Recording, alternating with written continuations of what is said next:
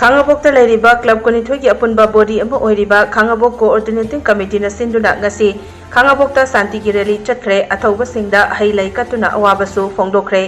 Khangabok amadi tongan ba mafam singdagi lakpa Miyamna saruk yaduna chatkiba rally adu Khangabok part 1 lukhoi lampak tagi hauraba matung Khangabok part 2 mayai lekai da leiba ikop ningthau laibung fawba Chattuna Miyamna laibung maningi turenda kumduna Laan asita Leikhidraba Athouba singda tarpan Kattuna awaba fongdoki tungda ngasigi rally aduda saruk yakiba sing yauna ikop ningthau laibung maningda leiba lampakta miyamgi mifam amasu pangthoki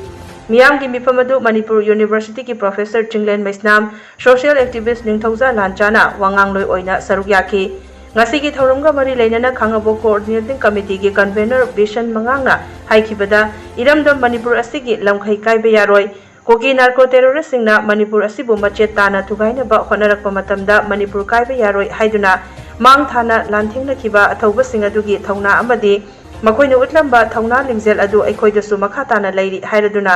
aikhoisu lamkhai ngakigani haiba wakhalonda ngasigi santi ki rally asi Chattuna Leikhidraba Singgi mafamda hailai Kattuna Ekaikhumnaba uchabani haiki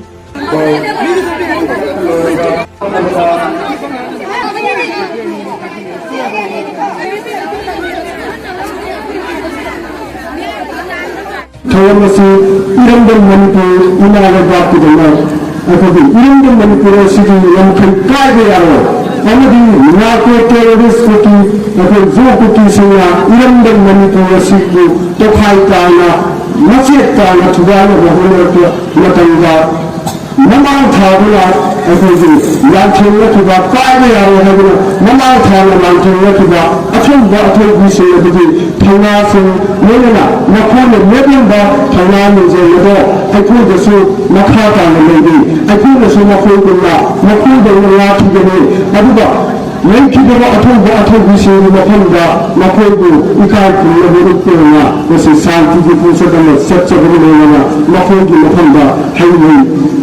Mala amangda yoragasu pattina makhoidu thana nizelo thagatna ngasigi hangsang nasi sinjabare